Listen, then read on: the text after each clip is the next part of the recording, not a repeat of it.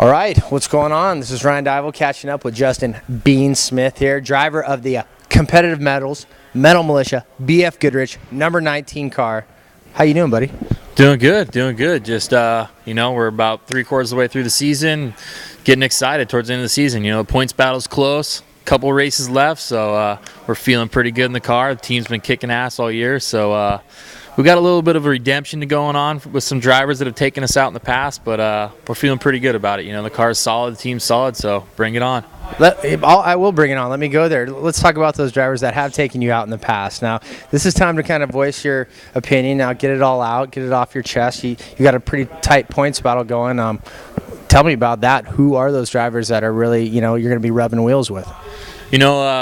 Mike Porter right now is leading points, so we're definitely going to be rubbing with him. But the good thing about Mike is he races clean. So we like racing with Mike. He's a clean racer. But we've had a little bit of contact. We've had, people like Justin Davis, Doug Fortin, Jerry Welchel, some of those guys, some fast guys. But we've been taken out a couple times. But I don't know if it was a slip of the pedals or if they meant to. But, hey, it happens. Well, with no fenders on the side, it's really easy for that rubber to get tangled up on itself right there. Now, tell me, you raced a limited buggy last year. You moved up to Pro Unlimited. What were the biggest changes driving-wise that you had to adapt to? Most people say, it's an open-wheel car. Oh, it should be exactly the same. And to me, it was totally different. Big horsepower change. Car was a lot wider, a little bit longer. There was 5 gears instead of 4 gears. So I had to really change my style. With limited buggy, we had a locker in the rear diff, so it was more like driving a truck. This car, independent rear suspension. It's got a differential, so it's only one tire fire. So it's a total different driving style, but it's been a little bit of a learning curve, but I'm feeling pretty good. One tire fire, I like that right there. So a lot of people say, the buggy is the stepping stone to move up to, obviously, the truck class, especially the unlimited buggy. Now, come the super lights, and there's a whole kind of like a speedway straight into the truck class. Now, do you think that it's more important to get your experience and pay your dues coming up through the buggies, or do you think the super light might be the wave of the future and kind of, phase that out?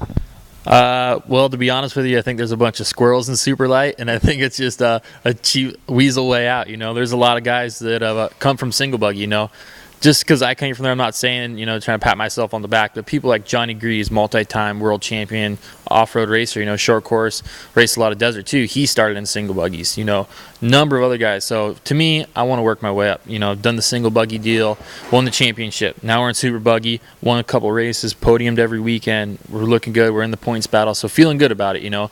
I wanted to work my way up and learn everything I could along the way. So, could I have jumped maybe into a truck a little sooner? Yeah, I probably could have. I had some opportunities, but I felt it was more important for me to learn all the ropes I could and all the steps and work my way up to the top to be the best driver I can hopefully be one day.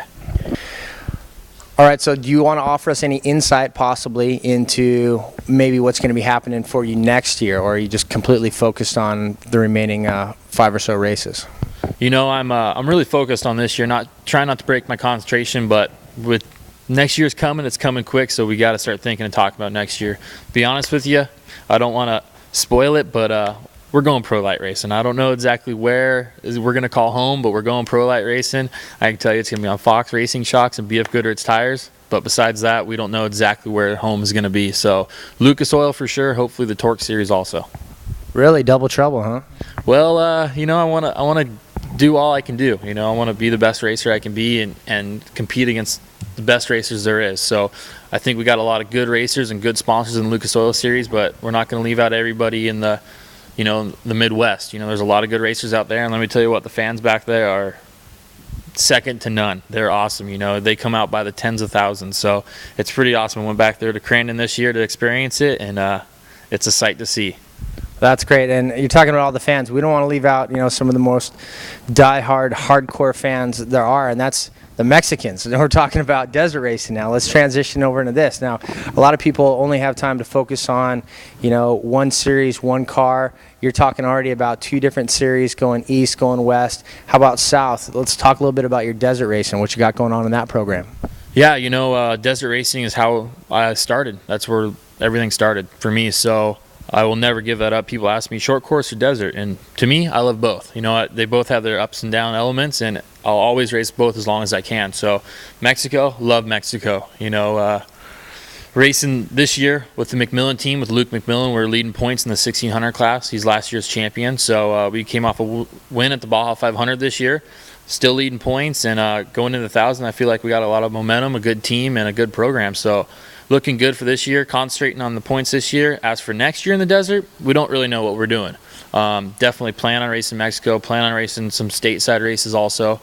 Hopefully some unlimited stuff. Last year we had a trophy truck win in the Snort 250 with Cameron Steele, so hopefully we can get back in the trophy truck a little more next year. This year's been all limited cars, so fun. Love the 1600 cars, but it is fun to go 120, 130 miles an hour. Yeah, I'll just take your word for it. But tell me this, we're talking about the different classes moving up. I spoke to you a little bit before about, the lucky lottery ticket. If your 6 numbers came in and somebody handed you a $50 million check, what would be your ultimate dream setup that you'd be running? Ultimately, I tell you what I'd probably do is I'd probably be the spoiled little kid, and I would go out and have one of everything. Just because I love them all. I love all the classes. Short course wise, I would go into the Pro Light next year, step into that, and work my way up there. I'd want to win some races before I went any further, learn what all I feel I could learn in the Pro Light class before moving up, and then hopefully go to the Pro 2 class. I would always have a 1600 car for the desert, dream situation, but I definitely want to go trophy truck racing too. I definitely feel there's a lot of competition these days. We got 30 to 40 trophy trucks out there at every race now, so it's, the competition's getting hectic. So hopefully one day we can get into there full time. Right on. Yeah, that kind of leads me to my next question. We were talking a little bit about before. A lot of racers out there, they use their money to get into racing, whereas, you've worked your way up, from nothing, starting from the very beginning, wrenching. You're still wrenching to make the money to afford the motorsports career. And tell me what it's like coming from that aspect versus, some of the guys that take that family money and put it right back into the program.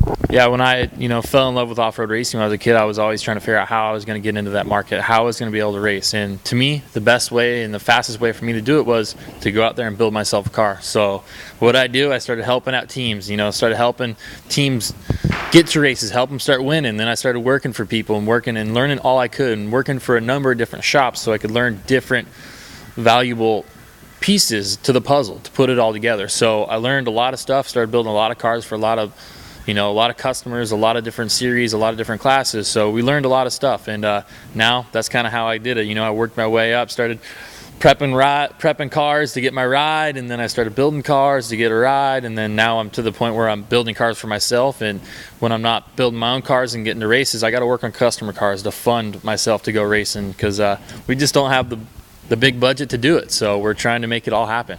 Well, you're the working man's driver, representing those guys, right? Yeah, definitely, the working man guy. So we're out here busting butt every day, all day long, and then at night when work's over, we're off to working on the race cars, getting those ready for the race. So, without my day job prepping cars and building cars, I wouldn't be racing. So that's how we afford to make it all happen right now. You talked about working every day, working on cars, working on your cars, working on customer cars, and then going out and racing on the weekends. That doesn't leave a whole heck of a lot of time for some other, social activities to do.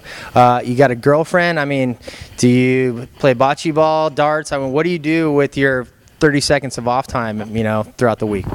Well, you mean this race car is not my girlfriend? I thought I'm in love, right? No, I'm not married or anything like that, but I got a girlfriend, and she's there's not much time for her, but she's been understandable and learned the ropes, and the race cars and the races come first. And just one thing you got to learn with us racers, it just happens. So, when we're not racing, we're not working, we're hanging out with friends. I grew up in the freestyle motocross world, so still trying to ride with some of my buddies and do that.